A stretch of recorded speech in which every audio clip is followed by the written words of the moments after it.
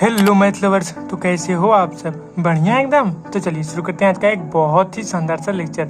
आज के लेक्चर में हम लोग उस सारे इम्पोर्टेंट कॉन्सेप्ट को हम लोग बहुत ही अच्छी तरीके से सीख लेंगे, ठीक है। फिर उसके बाद हम लोग क्वेश्चन की तरफ डायरेक्ट मूव करेंगे। इसके पहले मैंने इसका एक और लेक्चर अपलोड किया है सेंट्रल ऑर्बिट का, ठीक है। उसको आप लोग देख लीजिएगा। उसमें मैंने differential equation of a central orbit in polar form and pedal form, और सेंट्रल ऑर्बिट क्या होता है, सेंट्रल फोर्स क्या होता है, इस तरीके से काफ़ी कॉन्सेप्ट मैंने बहुत ही अच्छी तरीके से आप लोगों को क्लियर करा दिया था। अगर आप लोगों ने वो वाला वीडियो नहीं देखा तो आई बटन या फिर डिस्क्रिप्शन में जाइए और वो वाला वीडियो देख लीजिए, ठीक है। तो वीडियो का प्रमोशन के बाद आइए शुरू करते हैं। क्या है rate of description of the sectoral area, ठीक है। मैं आप लोगों को यहाँ पर rate of description of sectoral area ये समझा देता हूँ। सबसे पहले यहाँ पर देखिए क्या है कि यहाँ पे जैसे मान लीजिए ये यहाँ पे ये पार्टिकल है ना, एट पॉइंट पी पर और क्यू पर ना, कोई भी पार्टिकल है वो क्या कर रहा है, मूव कर रहा है। फिगर पे मत जाइएगा, फिगर हालांकि बहुत ज़्यादा बढ़िया लग रहा है, 3D में बनाया ना ना। तो यहाँ पे देखिए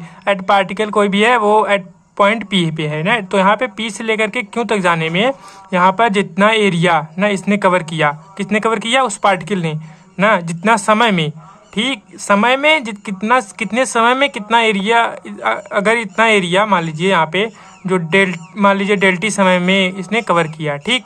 तो इसको यहाँ पे क्यू से लेकर के आर तक जाने में जितना समय लगेगा, मान लीजिए इसको लगा डेल कैपिटल टी लग गया, ठीक। तो यहाँ पर इसका रेट ना, यानी कि इतना एरिया बटे डेल कैपिटल टी और इतना एरिया बटे डेल टी, ये क्या होगा, वो बराबर होगा। इसका सेक्टोरियल का मतलब ये है कि जितने समय में यह इतना एरिया चला ना, ठीक, उतने ही समय में वो उसके पहले मतलब उसके बाद भी उतना ही समय में वो उतना एरिया चल देगा ना। मतलब क्या इतना उतना क्या हो रहा है, देखिए समझ रहे हैं ना आप लोग। जितना एरिया यहाँ पे, ये एरिया बराबर ये नहीं होता, इसका जो रेट है ना, रेट क्या है, कौन सा रेट, जो इसका एरिया मतलब जितने समय में ये यहाँ से यहाँ तक गया उतने ही समय में यह यहाँ से यहाँ तक जाएगा। आप लोग को समझ में आ गया होगा। अगर न समझ में आया हो तो फिर नीचे कमेंट कर दीजिएगा ना। यहाँ पर ये एरिया, रेट ऑफ एरिया जो है वो कांस्टेंट होता है, इसका एरिया कांस्टेंट नहीं होता, ठीक। ये आप लोगों को ये फिगर दिख रहा होगा, ठीक है। देखिए ये किस फॉर्म में है, ये है पोलर फॉर्म में ना। यहाँ पर देखिए एक पॉइंट पी है ना, जिसका जो कोऑर्डिनेट है वो आर कामा थीटा है, और यहाँ पे ओ ये क्या है, सेंटर है ना। सेंटर फोर्स यहीं से अप्लाई हो रही है। तो यहाँ पे कितना हो गया, यहाँ पे है थीटा, ठीक, और यहाँ पे इसका डेल थीटा। देखिए क्या दिया गया है, इन एवरी सेंट्रल ऑर्बिट ना, हर एक सेंट्रल ऑर्बिट में जो सेक्टोरियल एरिया होता है ना, सेक्टोरियल एरिया होता है यहाँ से traced by the radius vector to the centre of force increases uniformly, मतलब यह इंक्रीज करता है ना। कैसे इंक्रीज करता है, एक मतलब समान रूप से इंक्रीज करता है पर यूनिट ऑफ टाइम में, और जो लीनियर वेलोसिटी होती है वह इन्वर्सली प्रोपोर्शनल होती है किसके, फ्रॉम द मतलब कि जो डिस्टेंस होती है किसके, कौन सा डिस्टेंस, परपेंडिकुलर डिस्टेंस, कहाँ से, from the centre upon the tangent. यहाँ पे जो टेंजेंट है इसके परपेंडिकुलर डिस्टेंस के इन्वर्सली प्रोपोर्शनल होती है। क्या इन्वर्सली प्रोपोर्शनल होती है, अरे जो वेलोसिटी होती है ना वो, ठीक है, लीनियर वेलोसिटी। यही होता है rate of description of sectoral area, ठीक है। यानी कि अगर यहाँ पे जो सेक्टोरियल एरिया है ना, यहाँ पर देखिए ये जो सेक्टोरियल एरिया है ना, ये क्या होता है, इसका जो रेट होता है ना वो कांस्टेंट रहता है। रेट कांस्टेंट होता है इसका यूनिफॉर्म एरिया का। यहाँ पे ये जो इसका हम लोग एरिया निकालते हैं ना, यहाँ पे इसका ये जो कर्व है और ये ना, इसको हम लोग सेक्टोरियल एरिया बोलते हैं ना। तो यहाँ पर इसका जो रेट होता है, रेट ऑफ चेंज ना, मतलब कि ये जिस रेट से बढ़ रहा होता है वो कांस्टेंट होता है। ये सेक्टोरियल एरिया कांस्टेंट नहीं होता, rate of sectoral area constant होता है। इसको आप लोग ध्यान रखिएगा। ये एक काफ़ी ज़्यादा कंफ्यूजिंग है। बहुत सारे लोग बोल देते हैं कि ये जो सेक्टोरियल एरिया है वही कांस्टेंट है। जी नहीं, इसका जो रेट है वो कांस्टेंट होता है ना। फिर इसको हम लोग किस तरीके से देखेंगे, प्रूव करेंगे ना। एक इम्पॉर्टेंट एक टॉपिक है। चलिए देखिए हम लोग कैसे सपोज करेंगे। देखिए यहाँ पर सपोज कर लीजिए कि एक सेंटर ऑफ फोर्स है O, और ओ एक्स जो है वो इसकी इनिशियल लाइन है, और यहाँ पर किसी भी पार्टिकल का जो पोजीशन P पर कोऑर्डिनेट है वो r कामा थीटा है, और पोजीशन Q पर r प्लस डेल r और थीटा प्लस डेल थीटा, ठीक है। यह है किसी भी पार्टिकल का अलग अलग पोजीशन पे कोऑर्डिनेट है। एक पोजीशन P पे, एक बार पोजीशन Q पे, ठीक। फिर उसके बाद वो जो पार्टिकल है वह मूव कर रहा है सेंट्रल ऑर्बिट में ना, ये है सेंट्रल ऑर्बिट हो गया। और कौन कौन से टाइम में, यहाँ पर टाइम t है, यहाँ पर टाइम कितना है t प्लस डेल टी, ठीक है। यहाँ पर देखिए ये एंगल थीटा और ये इसका मतलब कितना हो गया डेल थीटा, और यहाँ पर ये कितना है r प्लस डेल r, ठीक है। तो ये सब हम लोगों ने सपोज कर लिया। अब क्या होगा, देखिए जो सेक्टोरियल एरिया होगा, कौन सा सेक्टोरियल एरिया, ओ पी और क्यू का ना, यहाँ पर इसका जो सेक्टोरियल एरिया होगा ये वाला, ये पूरा पूरा बीच वाला, ठीक। वो कैसे दिया जाएगा, वो दिया जाएगा जो इसका एरिया ऑफ एंगल होगा ना, यानी कि यहाँ पे देखिए ओ, ठीक, O P Q, O P Q का एरिया। लेकिन ओ पी क्यू तो यहाँ पे कर्व है, यहाँ पे हम लोग एक जो है परपेंडिकुलर लाइन खींचेंगे ना, ताकि यहाँ पे ये जो है हम लोग ट्रायंगल का क्या दें, एरिया दें। तो यहाँ पर area of triangle O P Q, ठीक है। देखिए यहाँ पे जो क्यू है वो क्या है, पी के बहुत ज़्यादा पास है ना, ये दोनों क्लोजअप लगा के एक दूसरे के पास आ गए हैं यहाँ पर जो क्यू है वो पी के पास में है, तो इसका मतलब कि जो लिमिट होगा उसको हम लोग कैसे लेंगे, हम लोग लिमिट लेंगे Q is tend to P, ठीक। देखिए डेल टी इसका मतलब 0 हो जाएगा ना, क्योंकि एट जब डेल टी 0 होगा, क्योंकि यही जो चेंज है समय का, उसी समय में ये जो पार्टिकल है वो पी से उठ के क्यू पे चला गया। तो जब क्यू वाला पी के पास आ जाएगा ना, एक दूसरे के बहुत ज़्यादा नज़दीक मान लेंगे, तो इसका मतलब जो चेंज इन समय है ना, तो सॉरी मतलब जो चेंज इन टाइम है वो कितना हो जाएगा, वो टेंड करेगा 0 पे, ठीक। इस तरीके से हम लोग लिमिट लेंगे।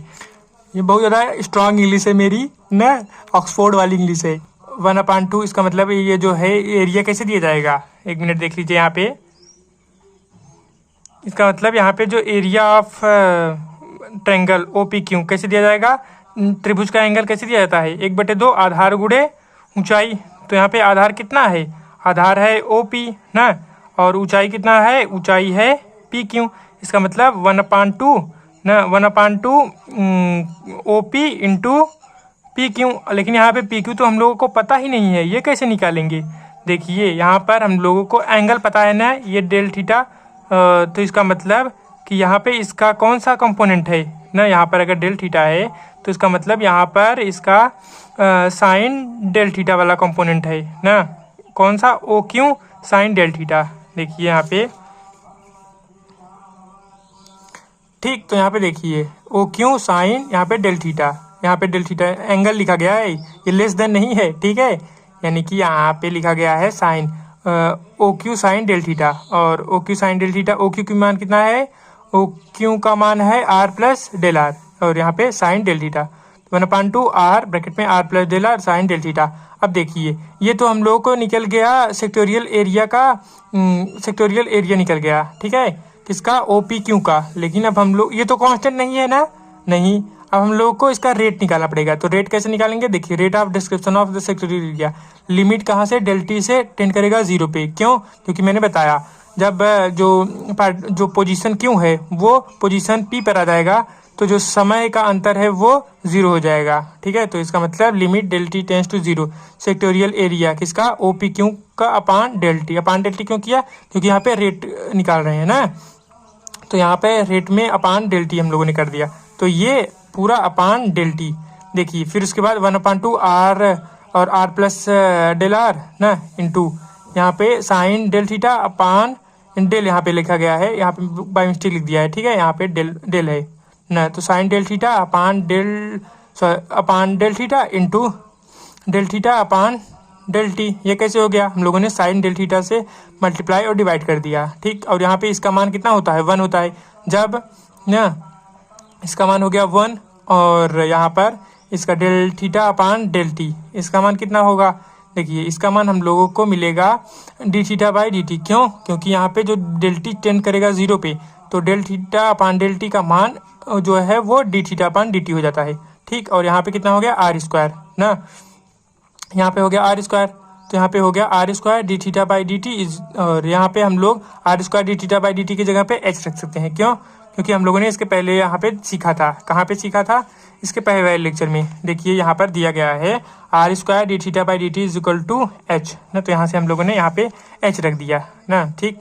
तो यहाँ पे हम लोगों को इसका जो rate of description of factorial area है वो ये मिल गया। ये यहाँ पे एच क्या होता है, ये जो कांस्टेंट होता है, तो इसका मतलब the rate of description of the factorial area वो क्या होगा, कांस्टेंट होगा, और वो इक्वल होगा किसके, h/2 के। ठीक गया है कि जो rate of description of factorial area होता है उसी को हम लोग एरियल वेलोसिटी बोलते हैं पार्टिकल का ना, उस फिक्स्ड पॉइंट के अराउंड। ठीक है, अब और फिर उसके बाद again for a central orbit, यहाँ पे हम लोग को ये पता है r²d∼dt इक्वल टू h होता है। और अगर यहाँ पे हम लोगों ने क्या किया, ds से मल्टीप्लाई और ds से डिवाइड कर दिया ना, तो यहाँ पे r²d∼ds हो गया इंटू ds/dt, ds कैंसिल हो गया, फिर से वही मिल जाएगा इक्वल टू h।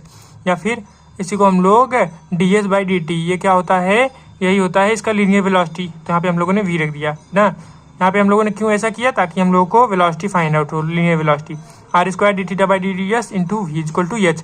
अब देखिए, अब हम आप लोगों को यहाँ पर ये चीज़ें याद रखनी पड़ेंगी। कौन सी चीज़ें, r/d∼ इक्वल टू होता है साइन फाई, ये आप लोग याद रखिए। या फिर इसको यहाँ पे ये वाला याद रख लीजिएगा ना, इसी एक लाइन में पूरा पूरा हो जाएगा। r²d∼ equal to r sine phi और इक्वल टू p। यहाँ पे p क्या है, p यहाँ पे एक्सेलरेशन नहीं है, p क्या है, लेंथ ऑफ परपेंडिकुलर। ठीक, यहाँ पे ये आप लोग ये वाला थोड़ा मतलब थोड़ा नहीं, काफ़ी ज़्यादा इंपॉर्टेंट है ना, ये वाला फार्मूला आप लोग याद रखिएगा। ठीक, यहाँ पे मैंने इसको बॉक्स में बंद कर दिया।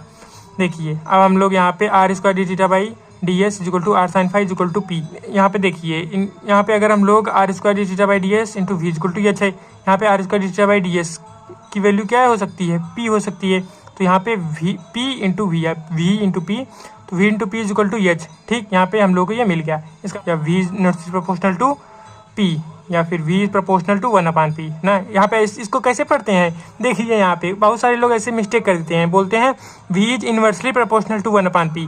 नहीं, इसको ऐसे नहीं पढ़ते। अगर इन्वर्सली बोल रहे हैं तो केवल p बोलेंगे, और अगर डायरेक्टली प्रोपोर्शनल बोल रहे हैं तो 1/p बोलेंगे, मतलब v is directly proportional to 1/p। ठीक, यहाँ पे आप लोगों का ये एक और कॉन्सेप्ट क्लियर हो गया कि इसको पढ़ते कैसे हैं। फिर उसके बाद देखिए, यहाँ पे हम लोगों का ये तो प्रूफ हो गया ना। अगर हम लोग यहाँ पे v² निकालना चाहें तो v² इक्वल टू कितना हो जाएगा, h²/p² ना, यहाँ पे ये मिल गया।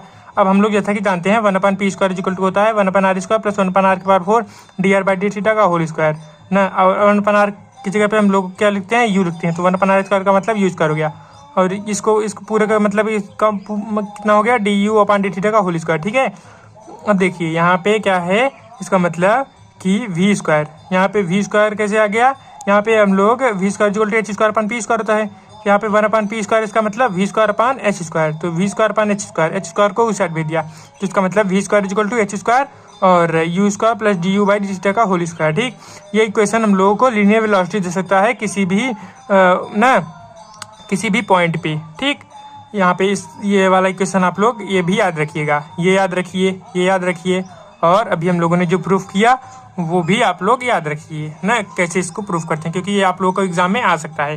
ठीक है, फिर उसके बाद अब क्या है आगे देखिए, यहाँ पर दिया गया है इलिप्टिक ऑर्बिट ना। इससे अब सारे के सारे क्वेश्चंस आप लोगों को यहीं से क्लियर होंगे ना। क्या है इलिप्टिक ऑर्बिट, देखिए, तो देखिए इलिप्टिक ऑर्बिट ना, इसमें अब ज़्यादा टेंशन मत लीजिए, बहुत ज़्यादा लेक्चर बड़ा नहीं होगा। ठीक है, फिर अभी बस 12 से 15 मिनट में लेक्चर कंप्लीट हो जाएगा। ठीक है, इतना कम थोड़ी ना है। देखिए, a particle moves in an ellipse, मान लीजिए कोई भी एक पार्टिकल है, वो क्या है, इलिप्स में मूव कर रहा है एक फोर्स के द्वारा। ठीक, और जो फोर्स है वो क्या है, ऑलवेज डायरेक्टेड, वो जो फोर्स है ना वो हमेशा डायरेक्टेड है, किसकी तरफ, इट्स फोकस की तरफ। तो फिर हम लोग को लॉ ऑफ फोर्स ना, यानी कि फोर्स का नियम ना, बल का नियम, the velocity at any point of its path, इसको फाइंड आउट करना है ना। फिर उसके बाद पीरियोडिक टाइम फाइंड आउट करना है, इन तीनों को हम लोगों को फाइंड आउट करना है ना, जब इलिप्टिक ऑर्बिट में। ठीक, देखिए, जैसा कि हम लोग जानते हैं कि जो इलिप्स का इक्वेशन होता है ना पोलर फॉर्म में, वो कितना होता है, L/r is equal to 1 plus E cos theta ना। ई क्या होता है, इसेंट्रिसिटी। ठीक, यहाँ पे u इज इक्वल टू कितना होता है, 1/L, यानी कि अगर यहाँ पे हम लोग 1/r निकालना चाहें तो L का हम लोग क्या करना पड़ेगा, यहाँ L इस साइड चला जाएगा, 1/L plus E cos theta upon L हो जाएगा, और 1/r की जगह पे हम लोग क्या लिख सकते हैं, u लिख सकते हैं। इसका मतलब u is equal to 1/L plus E upon L cos theta, इसको हम लोगों ने इक्वेशन फर्स्ट सपोज कर लिया।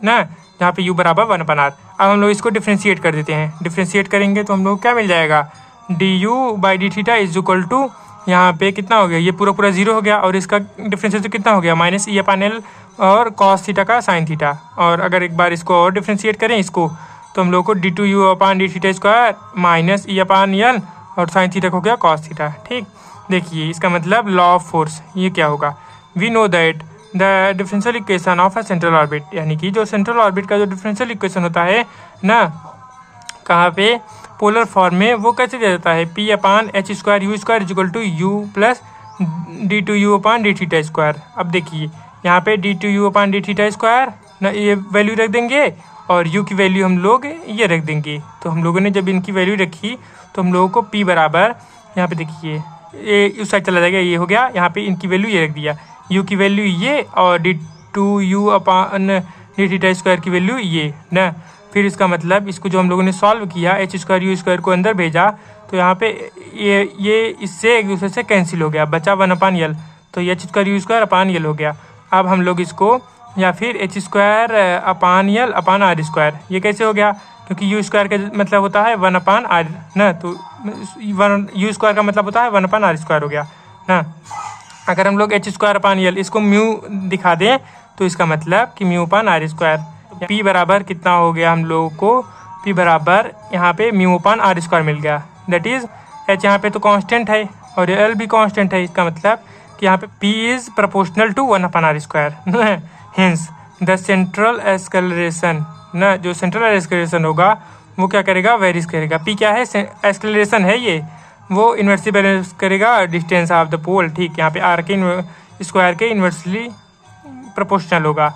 और देखिए अब यहाँ पे जो फोर्स है ना, वो अट्रैक्टिव होगा कब, जब p की वैल्यू पॉजिटिव होगी, और जो फोर्स है वो क्या होगा, रिपल्सिव होगा कब, जब p की वैल्यू निगेटिव होगी ना। यहाँ से हम लोग p की वैल्यू निकालेंगे तो हम लोग को ये फाइंड आउट हो जाएगा। और फिर उसके बाद क्या बोल रहा है, वेलोसिटी इसकी कैसे फाइंड आउट करते हैं ना, जब इलिप्टिकल ऑर्बिट में कोई भी पार्टिकल मूव कर रहा हो उस टाइम हम लोग इसकी वेलोसिटी कैसे फाइंड आउट करते हैं। देखिए अभी हम लोगों ने ये देखा ना कि v² इक्वल टू होता है ये h² u² plus du/d theta whole square. अब यहाँ पे हम लोग u और du/d थीटा की वैल्यू रख देंगे और फिर उसके बाद यहाँ पे हम लोगों को h² बराबर, यहाँ पे देखिए क्या मिल गया, यहाँ पे ये h²/l और 1 + e² plus 2 e cos θ/l। ठीक, ये मिल गया हम लोगों को। फिर यहाँ पे a + b का होल स्क्वायर लगा करके ब्रेक किया गया है, ठीक है ना। और फिर उसके बाद यहाँ पे देखिए क्या, और यहाँ पर h²/l है तो यहाँ पे म्यू रख दिया हम लोगों ने, और ये वाला एज चीज़ रहा।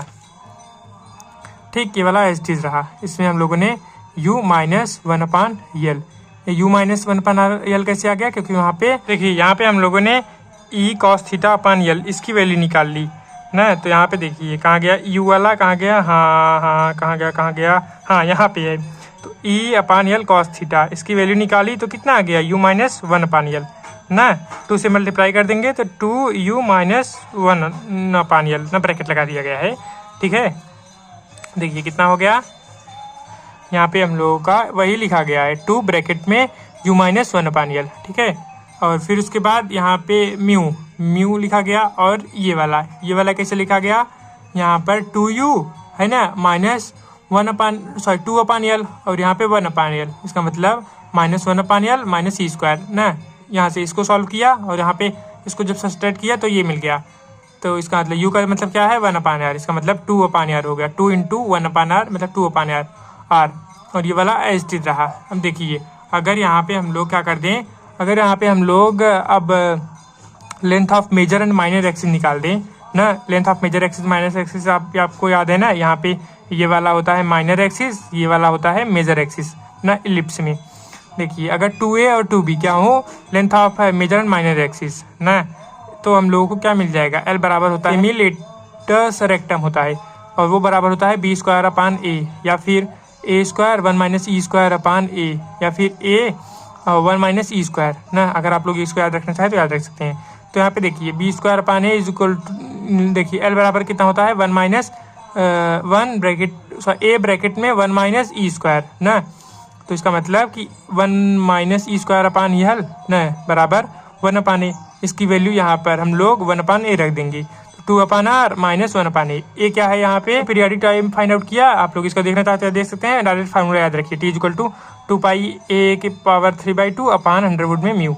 ठीक, ये आप लोग फार्मूला याद रखिएगा, इसको और इसको दोनों को। ऐसा करिए ना आप लोग, अगर आप लोग कहेंगे तो मैं आप लोग को पूरे जितने भी इस चैप्टर के इंपॉर्टेंट फार्मूले हैं उनको एक नोट मतलब एक PDF में आप लोग को लिख करके प्रोवाइड करा दूंगा। ठीक, कब, जब आप लोग बोलेंगे तब। ठीक है, हाइपरबोलिक एंड पैराबोलिक ऑर्बिट ना। अब इसमें बहुत ज़्यादा हम लोग को सीखना नहीं है, केवल आप लोग इसका फार्मूला याद रखिएगा ना। इसमें जो है हाइपरबोलिक ऑर्बिट के लिए जो इसेंट्रिसिटी की वैल्यू होती है वो 1 से बड़ी होती है। ठीक है, तो इसका मतलब कि जहाँ पे जो v हम लोगों को v² बराबर म्यू और यहाँ पे प्लस आ जाएगा बस, और पूरा पूरा ऐसे जाएगा। कब, जब हाइपरबोलिक ऑर्बिट होगा तब। और पैराबोलिक ऑर्बिट में क्या होगा, पैराबोलिक ऑर्बिट में जो इसेंट्रिसिटी की वैल्यू होती है वो 1 होती है। इसका मतलब कि यहाँ पे v² इक्वल टू 2μ/r, ये हम लोगों को फाइंड आउट हो गया। ठीक, यहाँ पे 2μ/r ये केवल रहा, ये पूरा पूरा ये 0 हो गया। ठीक है, फिर उसके बाद अब देखिए वेलोसिटी फ्रॉम इन्फिनिटी, ये क्या होता है ना। देखिए इसका मतलब क्या होता है कि कोई भी एक पार्टिकल ना जो कि इन्फिनिटी से आ रहा हो उस टाइम एक लीनियर पाथ पे, उस टाइम उस पार्टिकल की वेलोसिटी क्या होगी ना, इसी को हम लोग वेलोसिटी फ्रॉम इन्फिनिटी बोलते हैं। ठीक है, उसी को हम लोग किस तरीके से फाइंड आउट करेंगे। देखिए क्या दिया गया है ना, ये सपोज कर दिया गया है कि वो जो फोर्स लग रहा है उस पे ना, उस पार्टिकल पे, वो कौन सा फोर्स है, वो अट्रैक्टिव फोर्स है। ठीक है, देखिए इसका मतलब कि यहाँ पे देखिए हम लोगों को यहाँ पे देखिए यहाँ पे डायरेक्ट ये दिया गया है क्या है, यहाँ पे हम लोगों ने सपोज कर लिया, क्या सपोज कर लिया कि क्यू क्या है, वो पोजीशन ऑफ पार्टिकल है किसी भी टाइम पे, और ओ क्यू बराबर है आर के, और वी क्या है, वो वेलोसिटी है पार्टिकल का एट क्यू पर ना। तो हम लोग को एक्सेलरेशन कितना हो जाएगा, एक्सेलरेशन यहाँ पे v ब्रैकेट में dv/dr, ये कैसे हो गया। अरे एक्सेलरेशन बराबर ये क्या हो गया, dv/dt होता है एक्सेलरेशन बराबर, लेकिन ये कैसे आ गया। देखिए बताता हूँ मैं आप लोगों को। एक्सेलरेशन बराबर क्या होता है, dv/dt ना। और हम लोग यहाँ पे जैसा कि जानते हैं कि v बराबर होता है dr/dt। हम लोग यहाँ पे अगर dt की वैल्यू निकालें तो हम लोगों को क्या मिल जाएगा, dr/v। अब देखिए यहाँ पे जो हम लोगों को ये dt की वैल्यू निकली है ना, वो ले जा करके हम लोग यहाँ पर पुट कर देंगे तो हम लोगों को क्या मिल जाएगा, a इक्वल टू क्या मिल गया, dr/v ना। ठीक है, और फिर उसके बाद ये जो v है वो कहाँ चला गया, यहाँ पे ऊपर चला गया, दैट इज v ब्रैकेट में dv/dr। ठीक, यहाँ से आप लोगों को एक्सेलरेशन बराबर ये फाइंड आउट हुआ ना। आप लोगों को हर एक कॉन्सेप्ट क्लियर हो जाए, बस मेरा यही मोटिव है ना। तो यहाँ पे हम लोगों को एक्सेलरेशन बराबर ये कैसे फाइंड आउट हुआ था, ये हम लोगों ने अभी देख लिया। अब क्या है, देखिए किस तरीके से इसमें दिया गया है कि यहाँ पे इसका मतलब कि v dv/dr is equal to acceleration ना, एक्सेलरेशन को p माना गया है और यहाँ पे माइनस लगाया गया है। माइनस क्यों लगाया गया है, क्योंकि जो उसकी जो देखिए यहाँ पे लिखा गया है कि जो इसका एक्सेलरेशन है ना, वो जो r है यानी कि जो उसका पोजीशन वेक्टर है ना, उसके क्या है एक दूसरे के अपोजिट डायरेक्शन में है ना। मतलब एक्सेलरेशन इस साइड लग रहा है और r उस साइड जा रहा है। ठीक, इसलिए यहाँ पे क्या लिखा गया है, माइनस। हर एक क्वेश्चन का जवाब दिया जा रहा है, मतलब माइनस क्यों लिखा गया है, ये क्यों लिखा गया है, वो क्यों लिखा गया है। ठीक है, ऐसा नहीं कि मैं बुक से सॉल्व कर रहा हूँ इसका मतलब आप लोग को ऐसे बोल दूंगा ये ऐसा होता है, ये ऐसा होता है, ये ऐसा होता है, नहीं, क्यों होता है ये भी बताया जा रहा है। ठीक है, तो v dv is equal to यहाँ पे dr उस साइड चला गया, माइनस p dr।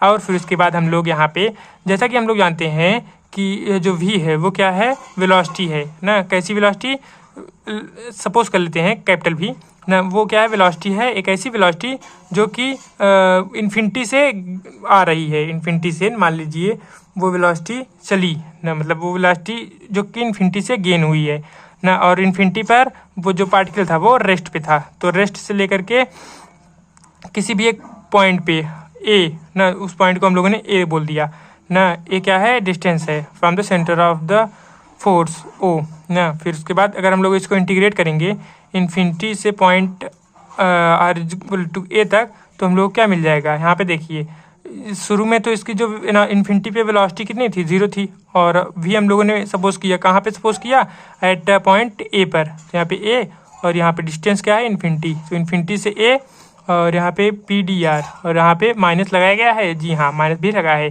का मतलब वी स्क्वायर 1/2 वी स्क्वायर हो गया इंटीग्रेशन, यहाँ पे माइनस ये हो गया और 2 साइड चला गया, इसका मतलब वी स्क्वायर इक्वल टू -2 और इंटीग्रेशन इन्फिनिटी से ए पी डी आर। ए क्या है, ठीक है, यहाँ पे डिस्टेंस है ए न, और पी क्या है, पी है एक्सेलरेशन न, इसको आप लोग ध्यान रखिएगा। यहाँ पे लिखा गया भी गया है रिमेंबर, मतलब इसको ध्यान रखिए। वेलोसिटी इन सर्कल 2 से 3 मिनट का लेक्चर और बचा है, बस थोड़ा पेशेंस रखिए ना। वेलोसिटी इन सर्कल, देखिए क्या है ये वेलोसिटी इन सर्कल। इसका जैसे अभी हम लोगों ने पढ़ा कि वेलोसिटी इन फ्रॉम इन्फिनिटी, तो इसी तरीके से वेलोसिटी इन सर्कल यानी कि किसी भी एक पार्टिकल को ना कितनी वेलोसिटी चाहिए एक सर्कल में मूव करने के लिए, तो उसी को हम लोग बोल देते हैं वेलोसिटी इन सर्कल, ठीक है। और वही सेंटर ऑफ फोर्स लग रहा है ना, जो सेंटर ऑफ फोर्स है वो क्या हो, सेंटर पे हो। देखिए अब हम लोगों ने क्या लिखा है यहाँ पे कि इसका आप लोग ऐसा करिए, केवल ये याद रखिए ना, आप लोगों को प्रूफ देखना था देख सकते हैं, लेकिन ये पूछा नहीं जाता, ये आप लोग ध्यान रखिएगा। V square equal to R P, R यहाँ पे क्या है, आर यहाँ पे डिस्टेंस है, किसके बीच में, सेंटर से लेकर के वो जो पॉइंट है उसके बीच में ना, और पी क्या है, एक्सेलरेशन है, वी है, वी क्या है, वो वेलोसिटी है, ठीक है। फिर उसके बाद यहाँ पे क्या दिया गया है, अब हम लोग यहाँ पे केवल एक चीज़ और सीखेंगे, क्या है वो चीज़, सेंटर ऑर्बिट है ना, उसमें हम लोग लॉ ऑफ फोर्स कैसे फाइंड आउट करते हैं, क्योंकि जितने भी क्वेश्चन हैं उनमें हम लोगों को law of force he find out करना है। देखिए पोलर फॉर्म में ये होता है ना, जैसे कि हम लोगों ने जाना है कि d2u/d θ² + u equal to p/h²u², ये होता है, इसको आप लोग ध्यान रखिएगा। हम लोग यहाँ पर क्या करेंगे कि देखिए यहाँ पे हम लोग u और d2u/d θ² इनकी वैल्यू निकाल लेंगे ना, जो भी क्वेश्चन दिया गया होगा। फिर यहाँ से p की वैल्यू देखेंगे ना, अगर p की वैल्यू क्या हो, पॉजिटिव हो, इसका मतलब वो जो मतलब फोर्स है वो क्या है, वो अट्रैक्टिव है, और अगर p की वैल्यू निगेटिव हो तो वो जो फोर्स है वो क्या है, रिपल्सिव है, ठीक है। तो यही होगा लॉ ऑफ फोर्स किसके लिए, इन पोलर फॉर्म में। उस तरीके से पेडल फॉर्म में ये वाला इक्वेशन होता है ना, h²/p³ dp/dr equal to p ना। यहाँ पे p क्या मतलब क्या है, लेंथ ऑफ परपेंडिकुलर, और इस p का मतलब क्या है, एक्सेलरेशन। अगर यही पॉजिटिव हो तो अट्रैक्टिव, निगेटिव हो तो रिपल्सिव। ओके, सो इसी के साथ ये वाला लेक्चर कंप्लीट होता है। इसके बाद हम लोग क्या करेंगे, एक्सरसाइज के क्वेश्चंस ना, जितने भी इंपॉर्टेंट क्वेश्चन है उनको सॉल्व किया जाएगा। So thank you so much and best of luck for your amazing journey. Thank you.